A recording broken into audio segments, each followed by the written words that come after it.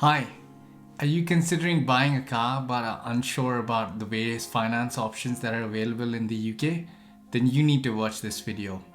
In this video, I'm going to be breaking down the different finance options that are available to you when you want to buy a car in the UK. Get strong.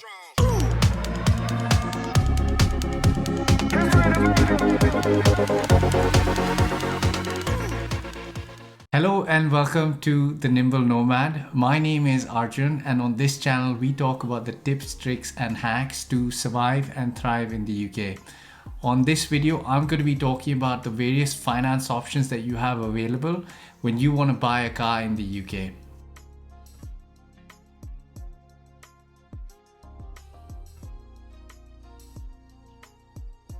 So a bit of background before we get into the main content of this video. We bought our first car about a year ago, and we bought this car for my wife because she needed the car to commute to work every single day. Now, in case you actually haven't watched the video of how I selected and defined the criteria for buying my first car, then I'll add a link of this above in case you're interested. So please click that and watch it if you are interested. In this video, I'm actually going to be talking about the different finance options because one of the main challenges with buying the car and one of the most confusing bits of buying the car was how do I finance the car? So when we actually selected the car that we wanted to buy it, there were just way too many options available in the UK to actually finance the car. We could have obviously bought it with cash, but we wanted to conserve a little bit of cash and use finance as an option. So I'm going to break down the options that are available to you, and you can outweigh the pros and cons and see which one works for you personally when you're buying your first car. So there are four different options available when you want to buy a car in the UK. The first one is hire purchase. The second one is personal contract hire. The third one is personal contract purchase.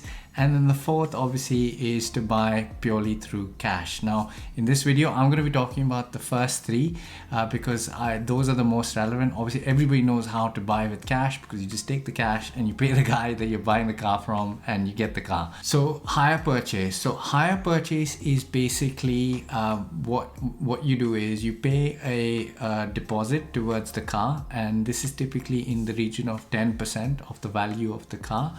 And for the remaining amount that you owe for the car, what you do is you get a loan, and that loan you can typically get either through the dealership that they have a financial services team, and they'll provide you with a loan for the car at a particular interest rate, or you can go and get this loan directly from a bank. So this is hire purchase. So the main thing to keep in mind with the hire purchase is you don't actually own the car. So the car is technically owned by the company which is providing you bulk of the loan.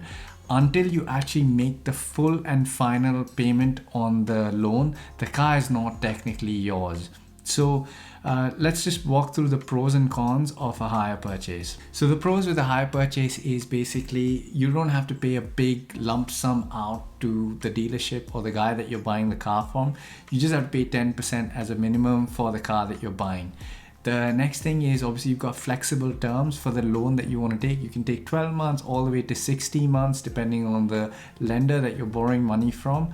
And obviously the interest rates can be quite competitive depending on what your credit score and credit history actually are as well. Now the cons unfortunately are that you don't actually own the car. So the car is still technically owned by the guy or the company that's lending you the money. And if you're getting a short-term loan, so if you're getting the loan term is really short, then this can be really expensive depending on whom you go to. Okay, so the second option is personal contract purchase. So the fundamental concept of a personal contract purchase is the same as a hire purchase, where you can actually buy the car at the end of the term. But basically the main difference is that what you're doing is you're taking a loan from the lender or the dealership or between the current price of the car versus what the price of the car will be at the end of the term. So let's say you took a loan for 4 years. So you decided to have a personal contract purchase agreement for 4 years. Then what you're going to do is you're going to take a difference between what is the price of the car today versus the perceived value of the car at the end of 4 years, and you're going to pay a monthly deposit, monthly payment to the dealership or the person that you're taking a loan from for the duration of those 4 years. Now, at the end of those 4 years, you have a couple of options. What you can do is you can just return the car back, provided you've met all the terms and agreements made within the PCP, so personal contract purchase agreement. Or what you can do is you can make a balloon payment, which is the difference of whatever the perceived value of the car will be at the end of 4 years, and just buy the car outright. Now, keep in mind that, you know, what will happen is your monthly payments are probably going to be quite small because you're not taking a loan for the entire value of the car. So it'll be quite cheap on a month-on-month basis, but that balloon payment at the end of it is pretty expensive and sizable if you're going to decide to keep the car with you.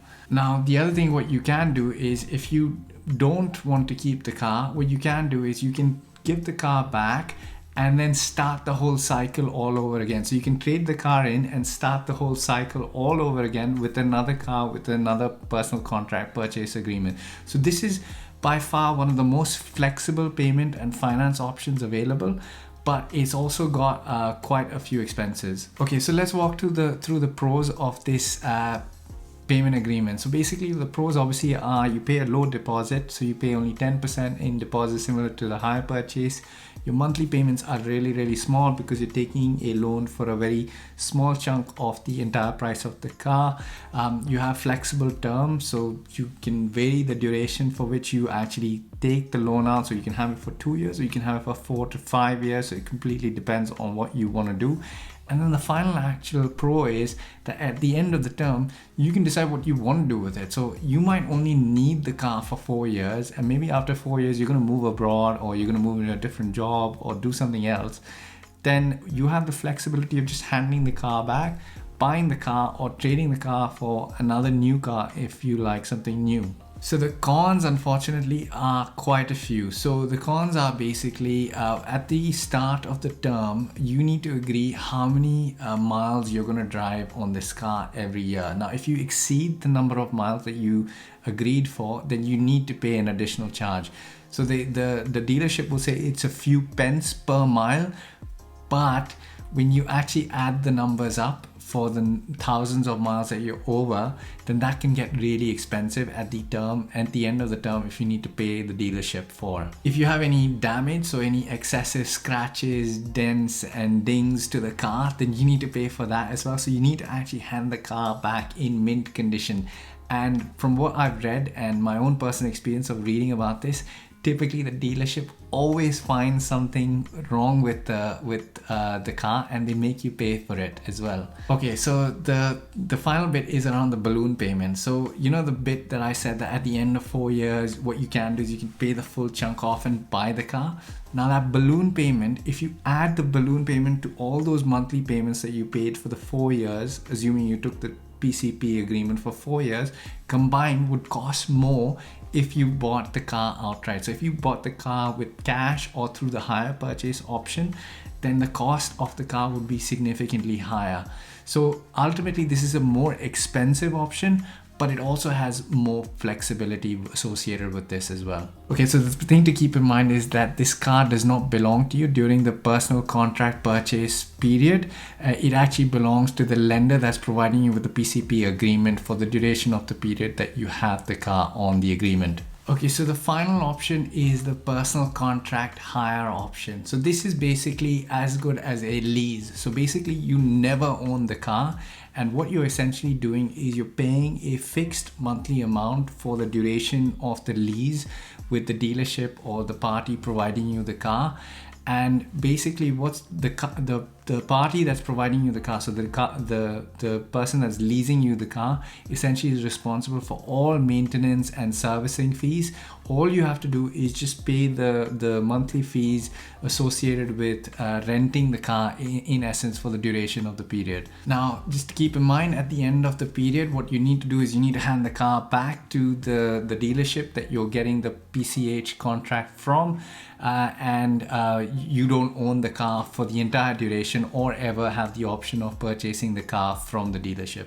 So in terms of pros for this is obviously you have a very small deposit. The monthly costs associated with the car are fixed, so you're not paying anything more for servicing or maintaining the car. It's completely the outsourced problem of the dealership. And the term is set, so you've got a defined period for which you need to have the car.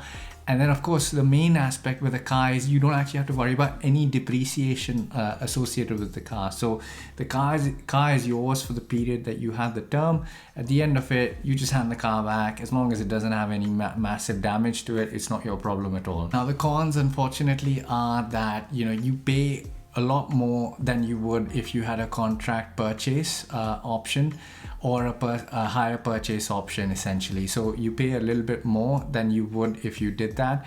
The original deposit actually is a minimum usually of the 3 months contract lease that you're going to have as well. And then unfortunately the car is actually never yours. So even though you're paying all this money, you're actually never getting anything else out of it in return. So the asset is never completely yours. So for those people who actually think a car is an asset out there, you're never actually going to own the car at the end of the term. Okay, so finally let's get into my experience. So my own personal experience through all of those 3 options was we actually went for a hire purchase. Just because I've come from a very traditional Asian family, as is my wife, where we've always believed that we don't want to have any long-term loans or leases outstanding against our names, and we want an asset associated with whatever we're paying for at the end of it. So as I said at the start of this video, we wanted a little bit of flexibility associated with what we were buying. So we went with a hire purchase just because we didn't want to go outright and buy the car. So what we did was we paid a pretty sizable 1/3 of the car on our deposit, and the remaining value of the car we got a hire purchase contract with the dealership.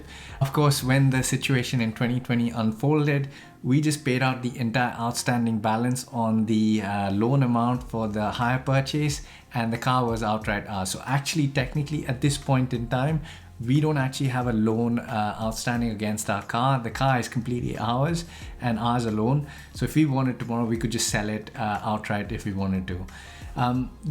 The thing to keep in mind is, unfortunately, at the time we had when we were trying to get loans and secure loans, we weren't actually getting some great interest rates. So the interest rate I actually got on my hire purchase was really high, 9.9%, which is really high in this low interest environment that we're in. So it's one point to keep in mind when you are looking at different options. So obviously work out which works for you best, but we got a very high interest rate, but we paid the loan out immediately, so we actually saved on that interest amount as well. So it's just something to keep in mind when you are looking at different options when you're buying a car. All right, so that's it for this video. I just wanted to walk through the different options for financing a car in the UK. Obviously I've explained what the options are and what I personally chose based on my own personal experience. I hope this video helped you out, and if it did, please smash that like button and don't forget to subscribe. If you've got any questions, please pop them in the comment section below, and I'll see you in the next video. Thanks very much. Goodbye.